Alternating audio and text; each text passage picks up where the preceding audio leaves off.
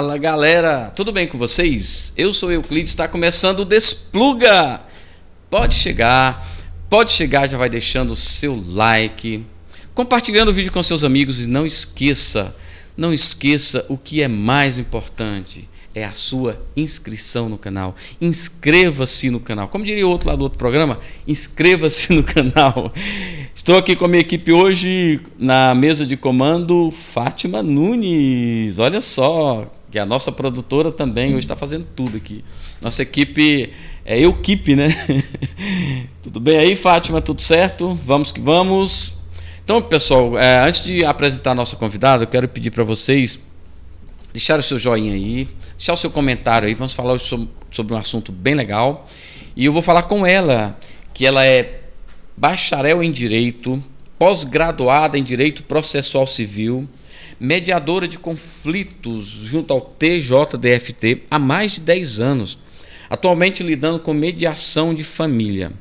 Ela é empreendedora social na cidade de Taguatinga, aqui, né, a City Mulher, da Associação Comercial. Ela também é uma das coordenadoras, ou foi, ou é, né? Foi ou é? Não, eu sou. Uma das coordenadoras do clã das Lobas do Cerrado, coletivo feminino de leitura que lê o livro Mulheres que Correm com os Lobos. Márcia Barros, seja bem-vinda ao Despluga. Tudo bem com você? Obrigada, Euclides. Tudo jóia. E vamos falar de que assunto hoje? Conflitos, lobas, enfim. A pessoa é mil em si. Vários assuntos legais, Vários né? assuntos legais. Eu queria que você... Vou chamar de você, tá? Com certeza. Pode ficar à vontade. Eu queria que você fizesse um resumo da sua história, um overview, na verdade, né? Da sua história. Fala um pouco de você para que as pessoas possam conhecer melhor. Conhecer, então. Eu sou carioca, né? Tenho 50 anos, casada, 2 filhos adolescentes já, é uma maior de idade, né? Servidora pública no TJ há mais de 23 anos, né? E agora me achei nessa área de mediação de conflito, principalmente atuando com a área de família, né? Que é a área que eu tinha um certo receio de começar nela, mas depois que eu comecei, acabei me apaixonando e vendo que é isso que eu gosto de fazer. Pegar os babado forte, né? Como o pessoal diz. O que faz uma mediadora de conflito? Assim, dá a intenção que aquele pessoal do deixa disso, aquele pessoal disso, que é mais ou menos isso, né? Na verdade, é engraçado que, traçando com a minha personalidade, eu sempre tive esse viés do deixa disso, desde criança. Eu sempre procurei apaziguar as coisas. Mas a mediação de conflito, ela vai muito mais além do que isso, né? O mediador, ele ouve as partes, ele tem o papel de escuta ativa, né? E é o que as pessoas hoje em dia mais precisam é dessa escuta, desse espaço de fala, até de fala com o outro. E, na verdade, a gente vai ali percebendo os interesses e tentando trazer aquele conflito, alinhando ele para uma convergência de interesses. Porque, às vezes, a gente tem um conflito e as pessoas que estão ali dentro não conseguem separar, como é que se diz? Não conseguem ver nada em comum. E quem está de fora, às vezes, consegue perceber que, mesmo diante de uma divergência, existe um ponto, né, convergente ali. Quais são os conflitos que são mediados, assim, por exemplo, você é mediadora de conflitos de família, né? Isso. Quais são esses conflitos? Na verdade, a gente trabalha com divórcios, né? E aí a questão do divórcio, não só a separação do ex-casal, mas entra a questão de alimentos, questão de guarda de menores, né?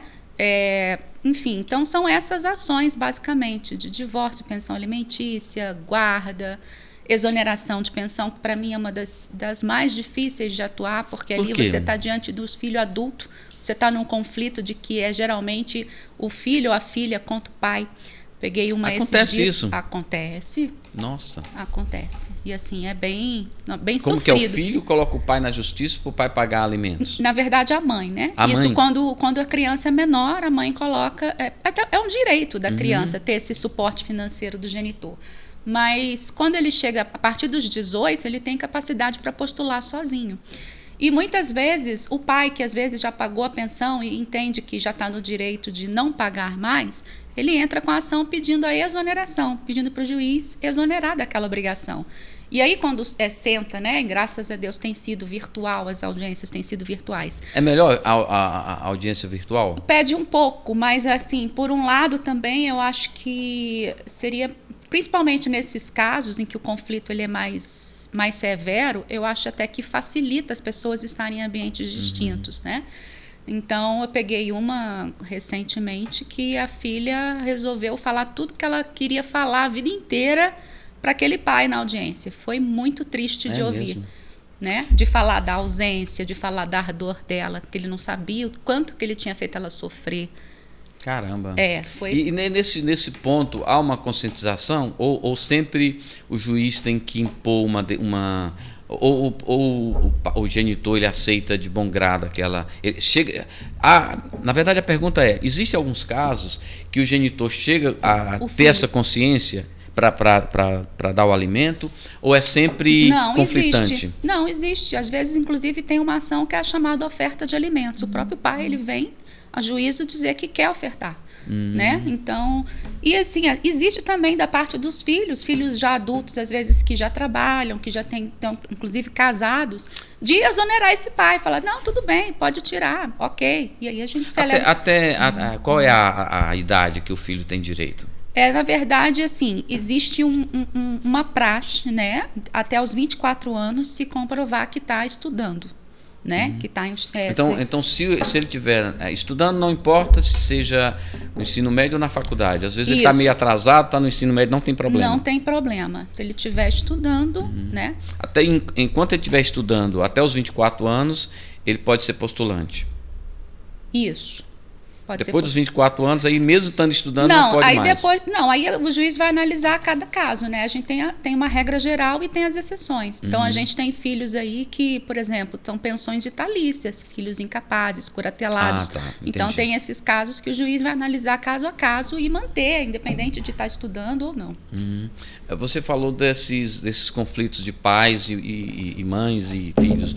Qual é o conflito mais difícil de mediar?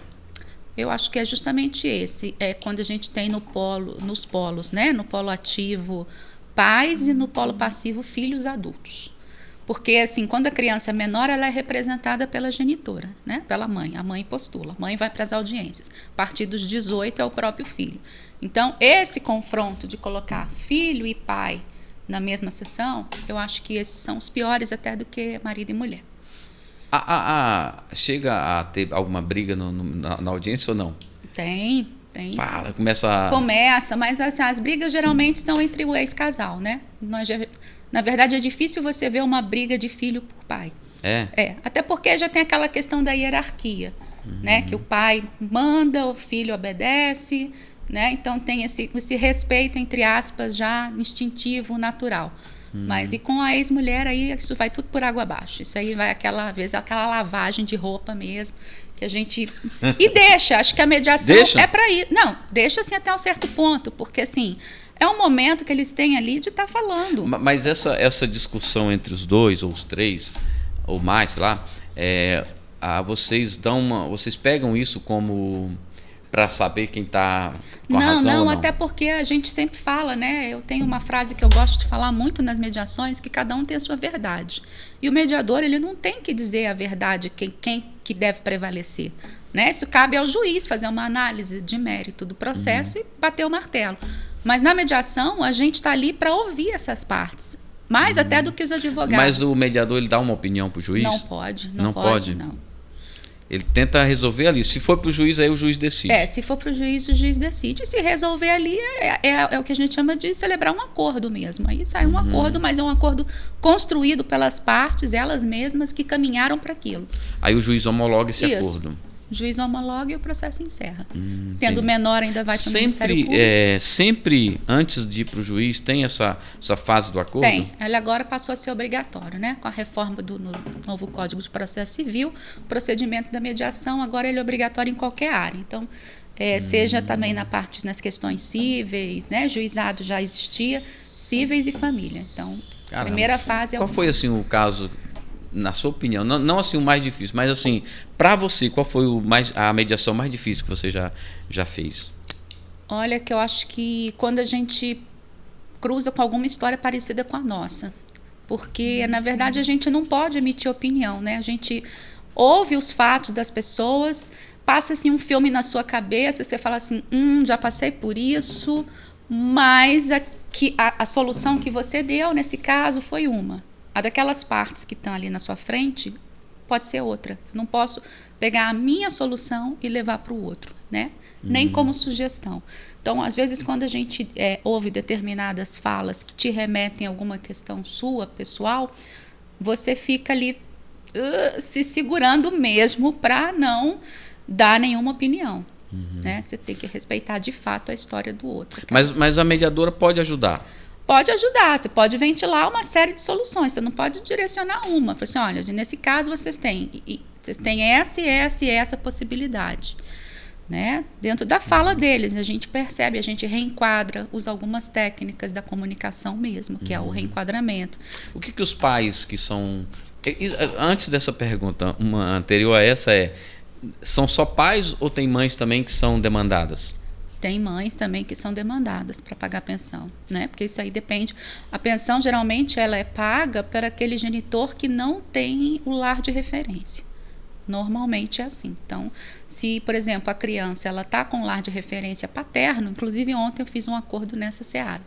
A criança tinha um lar de referência paterno e ficou estabelecida uma pensão da mãe também. Caramba, interessante saber, eu né? não sabia. Sabia sim, porque tinha noção. É muito difícil, né? É muito difícil. Hoje isso está sendo desconstruído, hoje tem pais que ficam com o lar de referência dos filhos. Hoje chama-se lar de referência? É porque são coisas distintas, né? A guarda vamos dizer assim, é um direito, um dever de cuidado com o filho e outras obrigações. E o lar de referência é aquela casa que a criança tem como referencial, que ela de fato mora ali. Tá? Existem muitas crianças hoje que preferem morar com os pais. Nem que elas prefiram. Algumas, depois de certa idade, manifestam essa opinião e outras, a mãe concede o lar de referência para o pai. Às vezes, por não ter condição de criar os filhos, acha que os filhos morando com o pai vão estar melhor. A gente já teve casos desse tipo. É difícil? É difícil, mas existe. Entendi. Deixa eu te perguntar... Quando, o que eu ia falar antes disso, a pergunta, agora eu não falei a pergunta, eu vou esquecer a pergunta, né? Tem que sair na hora. Mas era o seguinte, primeiro era se existem mães que são demandadas também, né? Foi feita. Você sempre aconselha a chegar num acordo sem ir para o juiz ou quando você olha assim, não tem jeito, tem que ir para o juiz? Não, a gente fala das vantagens de um acordo, né? De uma decisão que ela é dialogada. Porque a decisão do juiz, às vezes, as pessoas, principalmente em se tratando de família, elas não atendem todos os interesses, elas ficam muito no raso, no processual, entendeu? Então, no processo mesmo. Então, ele vai olhar ali as provas, mas sempre vai ter um que vai sair ganhador e um que vai sair perdedor. E isso, para as partes, é ruim, principalmente dentro dessa esfera, né? Então, a gente sempre fala que, quando elas conseguem construir algo que minimamente atenda os interesses dela, todo mundo sai ganhando. Qual é a maior demanda das mães? É pensão alimentícia? É plano de saúde? Qual é a maior demanda? Pensão, né? Pensão alimentícia. Mas mais do que isso, viu, Euclides? A maior demanda das mães é a presença do masculino, é a presença do pai. Porque isso elas não têm como cobrar juridicamente.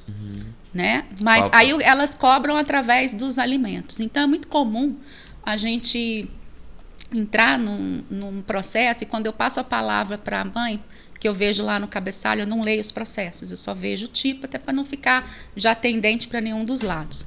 E aí a gente percebe que a primeira fala dela, antes de falar de valor de tudo, ela vem falando exatamente dessa ausência da presença paterna. Tipo, eu só queria que ele cuidasse mais do filho, olhasse mais o filho, viesse buscar mais o filho. Então, tudo direcionado para a falta do outro mesmo. Afeto, né? Para afeto. Pois outra questão com relação a isso é sobre as mulheres, talvez, vou colocar de uma forma bem politicamente correta. Alguns, quando você observa essas demandas das mulheres, você consegue observar que existe alguma relação entre a demanda e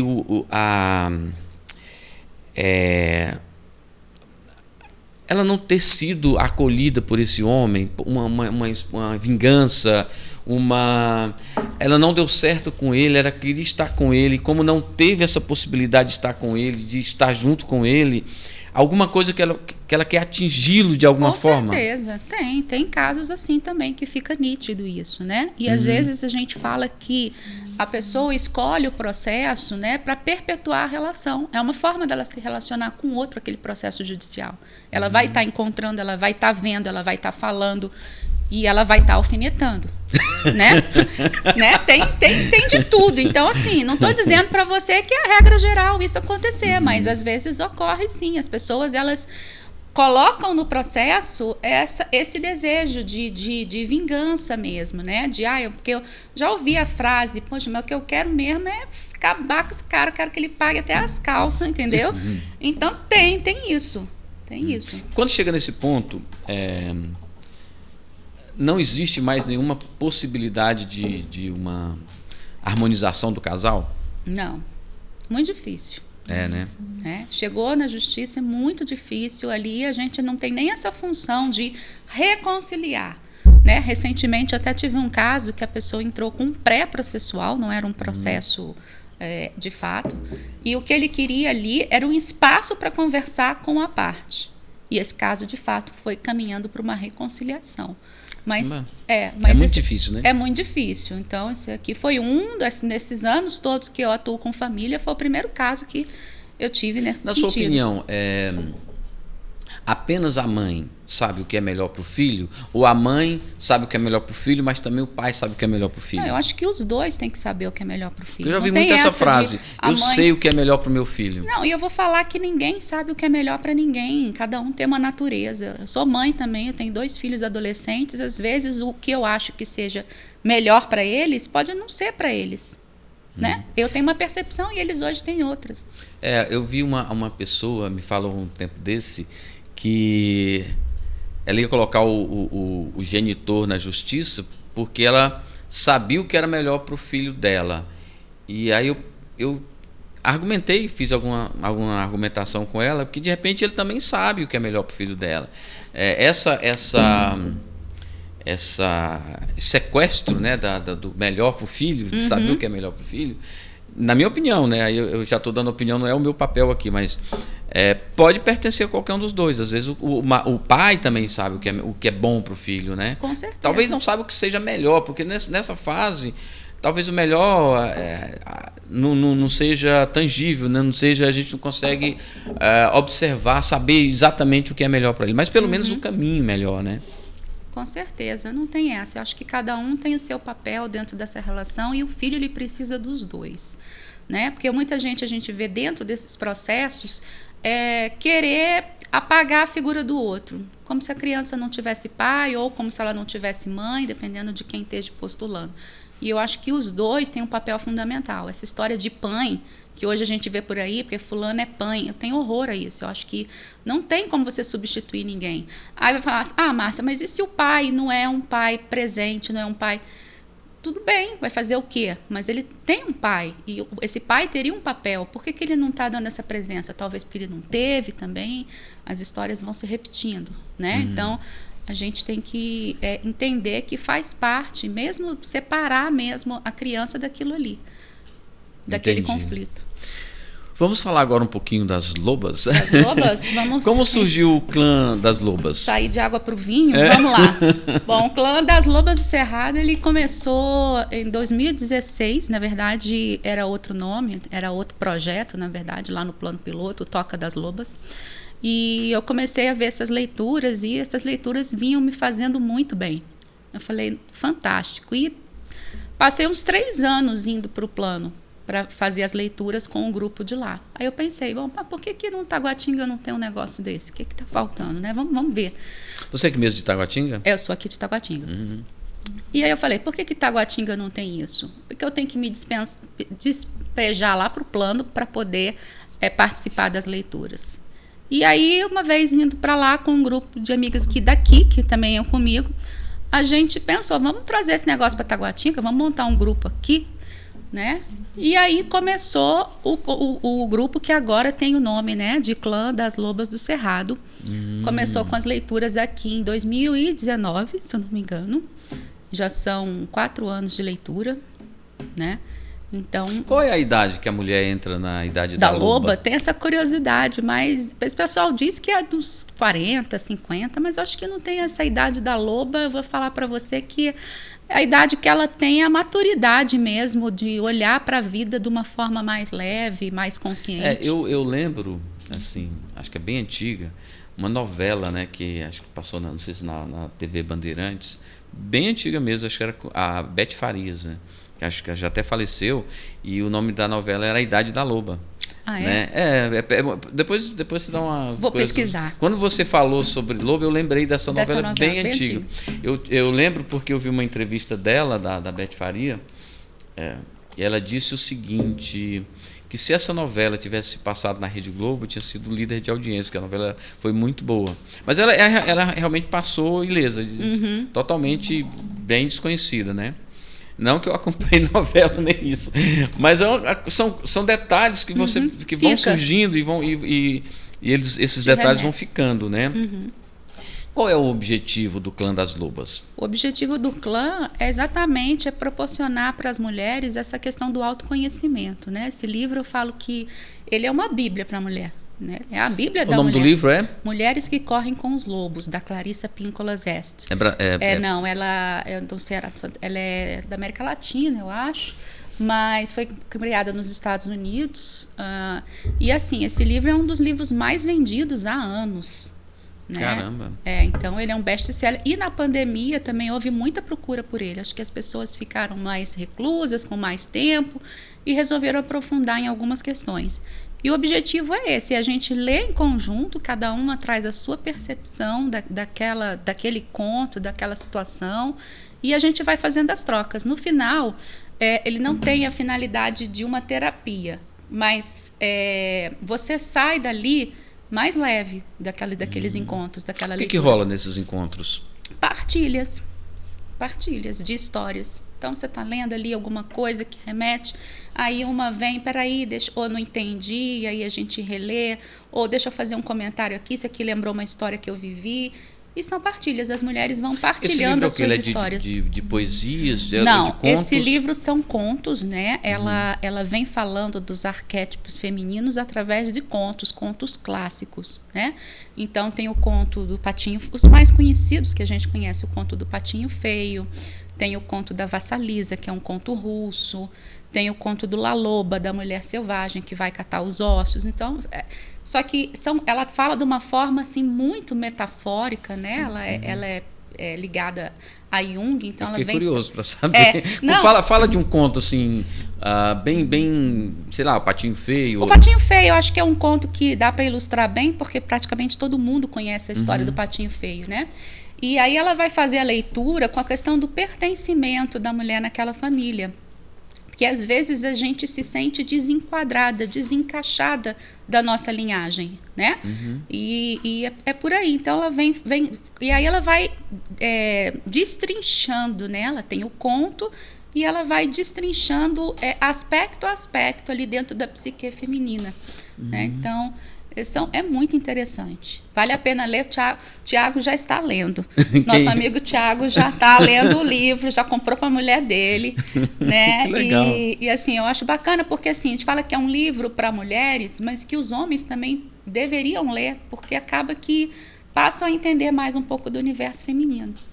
Interessante. Dizem que a mulher... a questão da loba é o quê? A questão da fome? É que a mulher nessa fase está com mais fome? A questão da loba, na verdade, acho que não tem muito a ver com os animais, mas com o aspecto selvagem. Mas é um selvagem que não é aquele selvagem desregrado, né, translocado. Então, é um selvagem de ser intuitivo, de remeter a você a sua essência mesmo. Fala muito do sagrado feminino, né? Então, é você se conhecer lá nas suas profundezas. É como se fosse, eu faço a analogia da cebola, que você vai tirando as cascas e vai vendo. Então, por exemplo, tem a Márcia mãe, a Márcia servidora pública, a Márcia esposa, a Márcia empreendedora, a Márcia mediadora, e aí por aí vai. Entendeu? Mas o que é a Márcia? Então, assim, é o que fica lá dentro. Então, aquilo ali que a mulher selvagem vai buscar, a essência.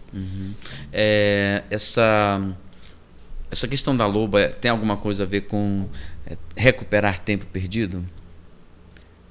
Eu me descobri, tô na idade da loba, é porque eu quero agora, eu estou numa fase de autoconhecimento e quero recuperar o tempo que eu perdi. Um tempo perdido a gente não recupera, né? O que passou, passou, a gente só caminha para frente, né? Mas vai caminhando com certeza com um olhar mais aberto, vendo outras possibilidades que você lá atrás não conseguia enxergar por algumas questões, por desconhecimento mesmo. Eu gosto muito de uma hashtag que eu uso, que é o conhecimento liberta. E eu acho que cabe bem também no Despluga, porque assim, você transmitir conhecimento, você está proporcionando para a pessoa que ela faça alguma revisão interna naquilo ali e promova as mudanças necessárias, cada um em si. Qual a ligação entre a questão das lobas e o feminismo? Não, o feminismo não tem, assim, na verdade, não tem ligação. Não tem ligação? Não, nenhuma. A gente trabalha o feminino. Né? É diferente. O feminino, os aspectos. Qual a diferença do feminino para o feminismo?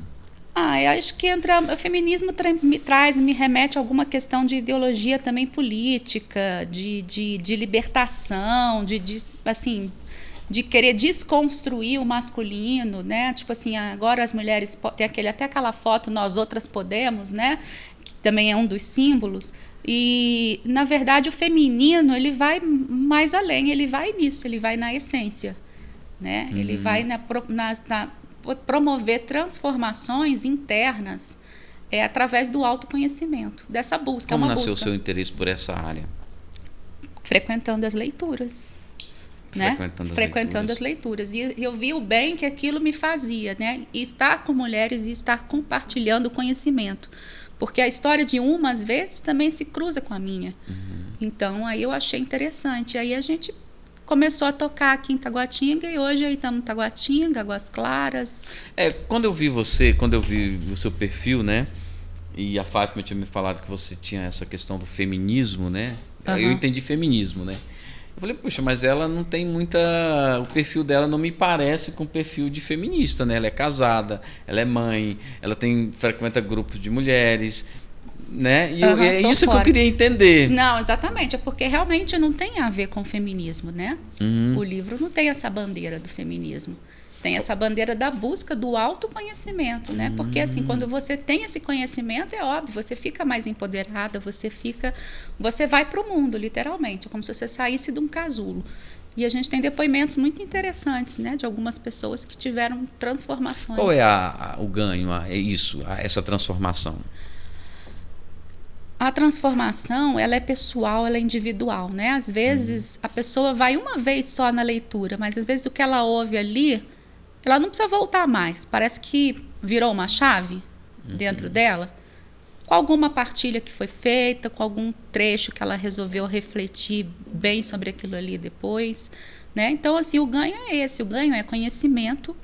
O ganho é você estar num ambiente que você tem o espaço de fala, sem ninguém te condenar e falar, você está errada, não pode pensar assim.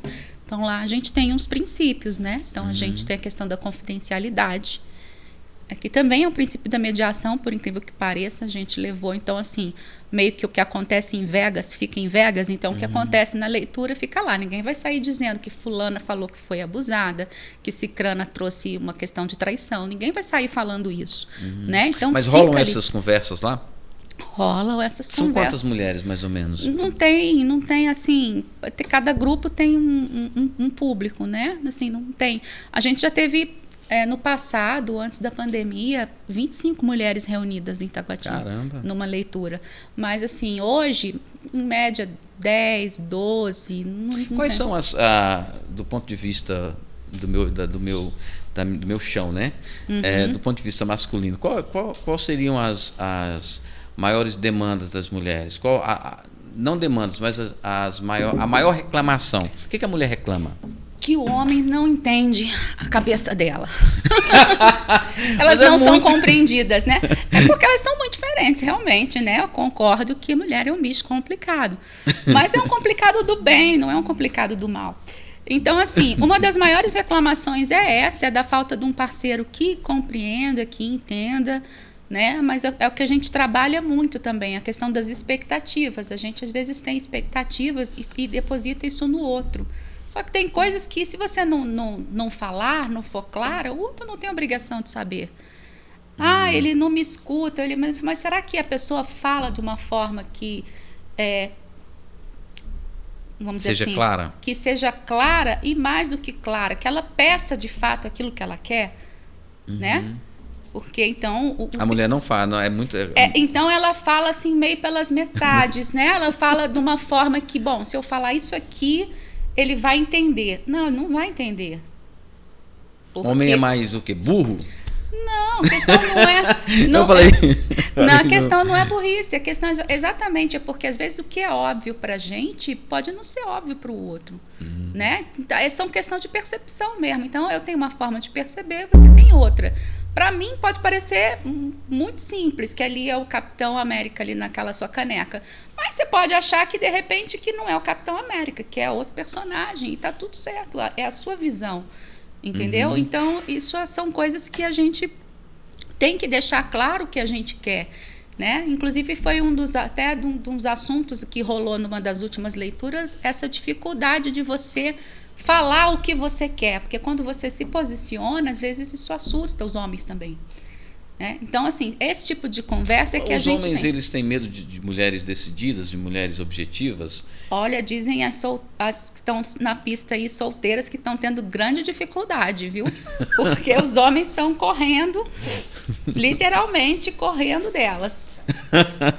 Eu vou aproveitar que ela está tomando água para pedir para você fazer a sua inscrição no canal. Inscreva-se no canal, a gente está sempre trazendo assuntos fantásticos aqui. Olha só que assunto legal. Estamos falando sobre mediação familiar, estamos falando sobre as lobas, né? Da leitura do livro Mulheres que Caminham com as Lobas. Que correm com os lobos. Que correm com os lobos, olha só. Mas assim, esse estereotipo do lobo, da loba, do lobo, sei lá, é muito estranho, não é? Assim, por que lobo? Isso aí, acho que só a Clarissa, que é a autora, para dizer por que ela escolheu isso. Mas eu acho que é porque é um animal gregário também, de matilha, né? E ela também foi criada perto de uma região que tinha os lobos, e ela observava os comportamentos desse animal, né? De como que ele andava em grupos, né? O animal gregário. E tinha um que era sempre, vamos dizer assim, o líder do bando, né? Matilha, que conduzia. Então, ela resolveu fazer essa analogia. Agora, realmente não foi uma coisa que eu me pergunto, porque o livro é tão rico. Essa questão da loba, assim, a gente não está no grupo, né? Ela dá uma visão meio que sexualizada da mulher. Né? Seria isso também? Não. Eu não vejo isso, não mas passa. tudo bem. Eu não tenho essa percepção. Para mim, me parece mais como parceria. A palavra mais correta seria parceria, né? Parceria, né? Então, é um grupo que a gente tenta desenvolver essa sororidade, porque a mulher, ela não foi criada, pelo menos da minha geração, né? Eu vivi muito isso, ouvi isso muito da minha mãe, que mulher não é amiga de mulher. Então, a mulher, ela não foi criada para ter uma rede de apoio feminina.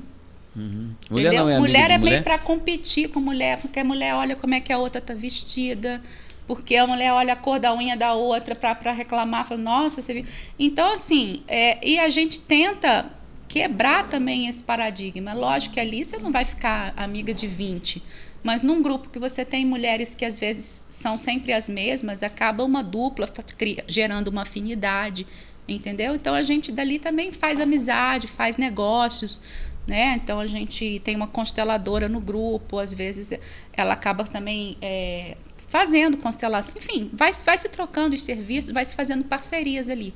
Entendi. Também.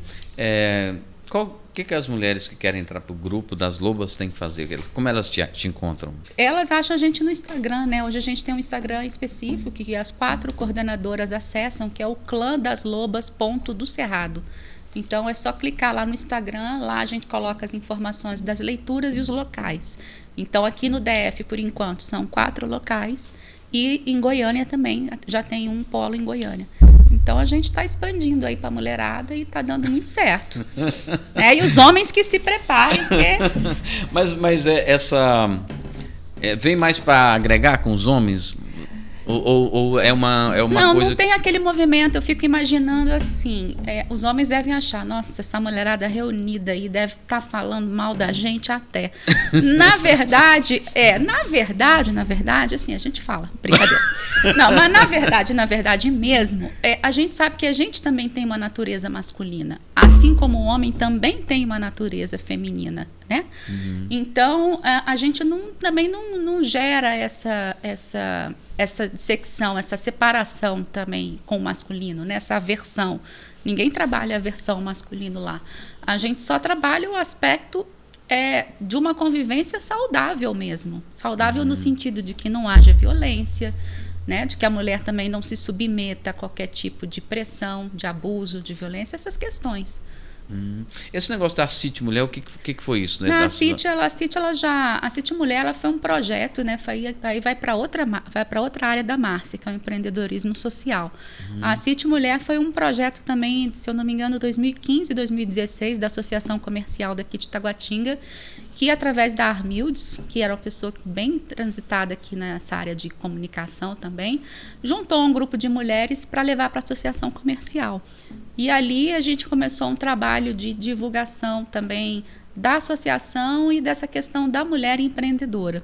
Apesar de eu não ser empresária, de eu não estar na área do empreendedorismo, vamos dizer assim, como trabalho mesmo, né, com retorno financeiro, eu comecei a olhar para Taguatinga e gostar do empreendedorismo social mesmo, da cidade. Então, foi aí que tudo começou dentro dessa área de Taguatinga, né? Então, do meu olhar para a cidade mesmo. Esse projeto não tem mais? Não, a CIT Mulher não tem mais. Mas a gente em breve está retornando aí com o movimento de levar as mulheres para a associação comercial, para poder... A associação já abriu esse espaço para poder fazer essa troca e da gente saber o que existe aqui na cidade de Taguatinga. Taguatinga é uma cidade que ela não tem muita divulgação na mídia. Né? E nem as pessoas daqui sabem o que aqui existe. Tem um estúdio aqui. Pois então, até eu estava falando com a Fátima, eu falei assim, gente, por que vocês não divulgam isso?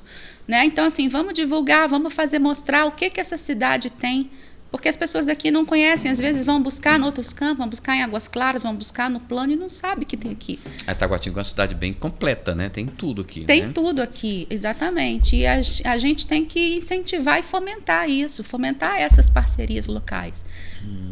As mulheres, elas vão dominar o mundo? Cara, eu acho que sim. O planeta Terra também é chamado de Gaia, né? Que é uma expressão feminina. Então, eu acho que a mulherada tem tudo para dominar o mundo. Conhecimento, vontade, foco, garra. Agora, tá chegando. A gente chega lá. Mas não significa que a gente também vai dominar o mundo e vai deixar os homens de lado, né? Não pode. Eu acho que a mulher, ela tem essa capacidade, né? Eu acho as mulheres mais organizadas, elas são mais inteligentes, são multiprocessadas, que é uma coisa acho incrível. Que é multiprocessada. A questão não é mais inteligente. Eu acho que essa habilidade de, às vezes, entender de várias coisas ao mesmo tempo, não é uma questão de inteligência. A inteligência, ela é... É que o homem, ele só consegue fazer uma coisa de cada vez, né? Às vezes, tá fazendo uma coisa... Peraí, deixa eu terminar isso aqui primeiro, depois eu faço isso. Por etapas, né? Mulher não. Mulher consegue cuidar da criança, fazer não sei o quê, resolver outra coisa, atender o telefone. Mas chega uma hora que eu vou te dizer que isso vai dando uns pifos. Né? Eu já estou nessa fase do pifo, já pifei, já dei de fazer mais coisas ao mesmo tempo. Hoje eu procuro fazer as coisas mais segmentadas. Posso fazer várias coisas, mas no momento, cada uma no seu tempo. Legal. Bom, para a gente finalizar, eu queria fazer 2 perguntas que a gente sempre faz para os nossos convidados aqui. A primeira nesse período seu de TJ, de Loba, qual foi o momento mais difícil da sua vida? O momento mais difícil da minha vida foi quando eu tive, não tem nada a ver nem com uma coisa nem com outra, foi quando eu passei pelo Covid, que inclusive gerou um livro. É mesmo? Passei. Seu livro, deixa eu dar uma olhada no seu livro. Eu passei 9 dias internada, então essa viagem para dentro de si. Foi uma viagem que eu fiz mesmo. Depois que eu passei por essa experiência, eu falei assim, eu não sou mais a mesma.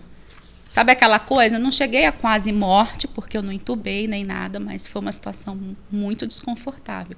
Você ficar sem ar, você precisar de suporte para respirar. Chega a se pensar que vai... A gente não sabe. Que vai falecer. Olha o livro dela. A gente não sabe.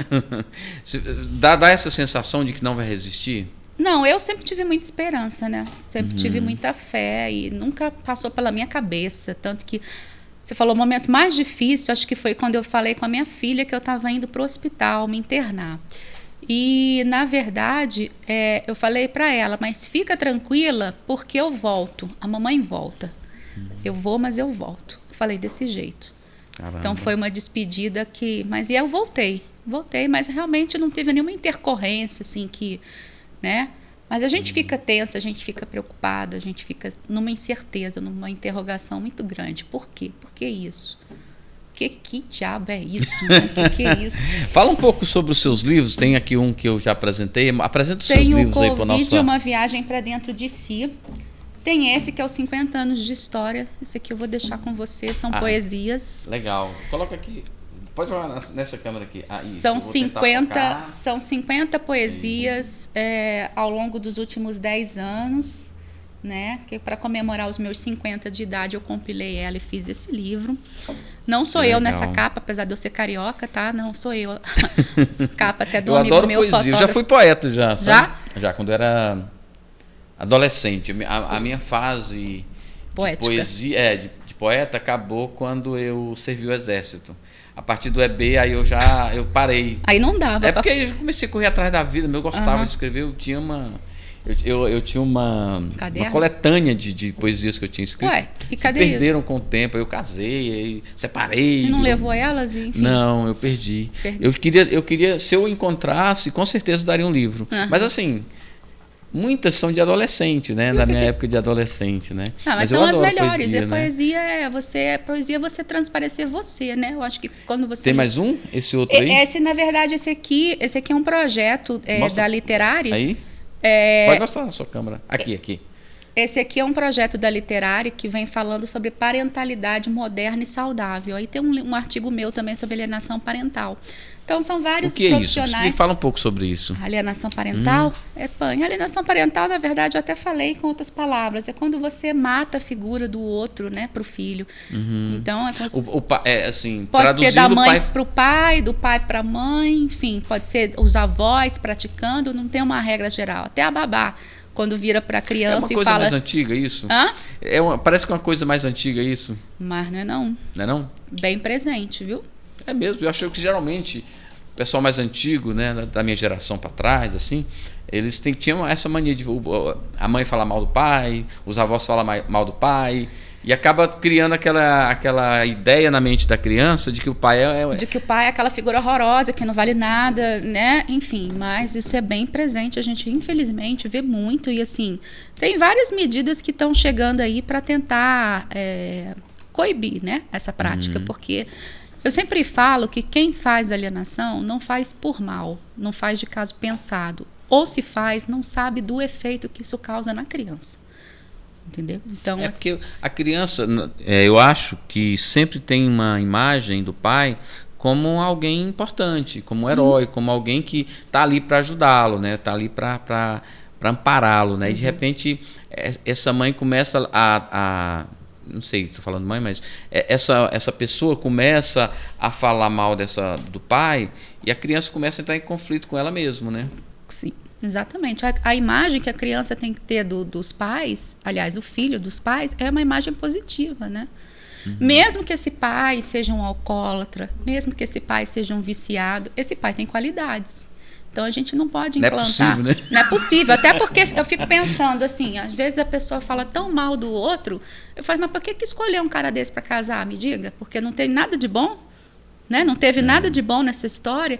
Então, assim, na verdade, a alienação parental existe muito ainda, né? Então, tem a lei da alienação, tem uma lei própria já, que institui algumas práticas que caracterizam a alienação, e a gente vê isso, infelizmente, muito nas famílias.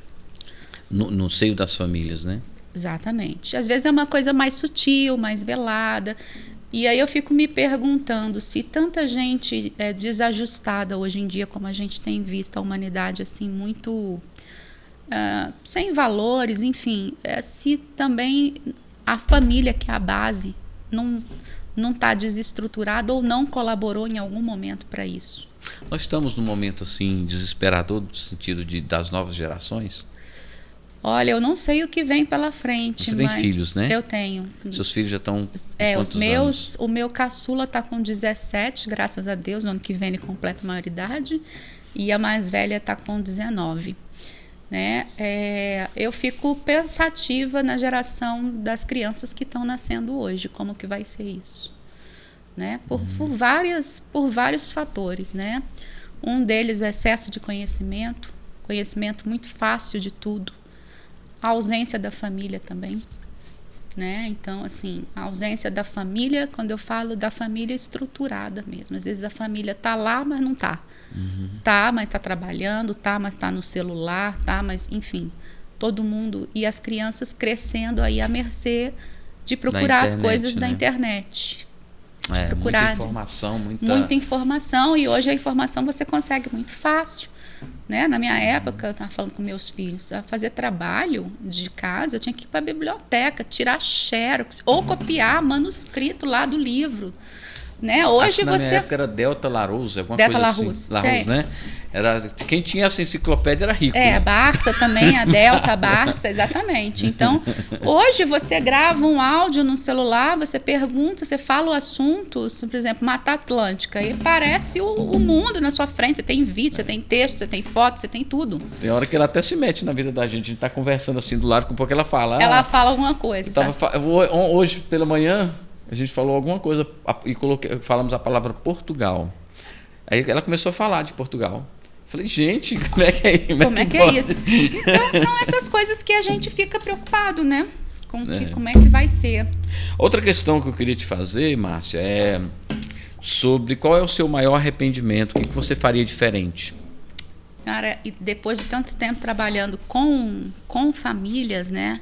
Eu acho que eu teria investido mais nos momentos com os meus filhos lá atrás, eles pequenos. Teria sido uma mãe mais presente, que eu não fui. Não fui porque hoje eu não fico me culpando, né? Porque eu não fui e agora. Não, já passou, né? Mas assim, eu acho que eu teria voltado mais a olhar para eles, estar mais perto deles. Ser uma mãezona mais presente. Isso. Tá legal. Márcia Barros, autora de livros... Mil em si. Hã? Mil em si. Mil e uma. Mil e uma Márcia, né? Márcia é multi. Muito obrigado pela sua presença aqui no Despluga. Foi muito legal a gente conversar sobre esses assuntos. Eu não entendo muito de lobos, mas é um assunto que as pessoas gostam, né? As mulheres...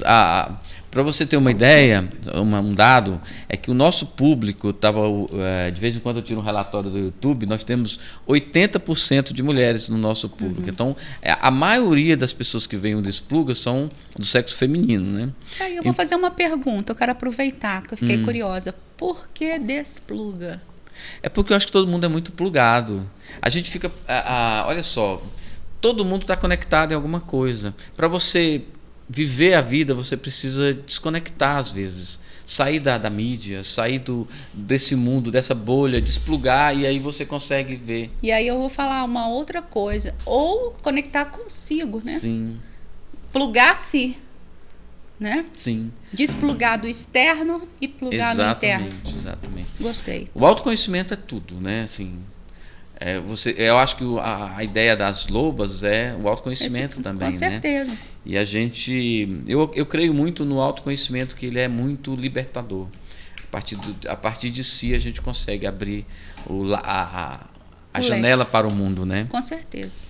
Tá bom, Márcia? Muito obrigado. Eu queria que você deixasse uma mensagem para os nossos espectadores aqui. Aqui? Gente, então assim, era isso que eu tinha para partilhar. Só agradecer ao Euclides pela oportunidade. Falar de conflitos não é uma coisa fácil, né? E assim, tudo que eu procuro fazer na minha vida é trazer mais leveza para as pessoas, mesmo diante daqueles assuntos que são mais tensos, que são mais polêmicos. Então, na verdade, que é hashtag leveza na alma. É isso, Euclides. Obrigado, Márcia. Quero agradecer você... Hã? Não. Quer falar mais alguma coisa? Não. Obrigado, viu? Quero agradecer você também. Quero agradecer a minha produção ali, que hoje está sendo Duas em uma, é produtora e comandante da mesa lá de... Obrigado, Fátima. Quero agradecer você que esteve conosco até agora, muito, muito, muito obrigado. Não esqueça de se inscrever no canal, deixa o joinha aí pra gente, compartilhe o vídeo com seus amigos, com as outras lobas, vai lá no canal da Márcia, no Instagram, procura ela lá e tente segui-la lá no Instagram para entender melhor essa questão das lobas, tá bom? Eu vou ficando por aqui, a gente se vê no próximo episódio. Obrigado, fui!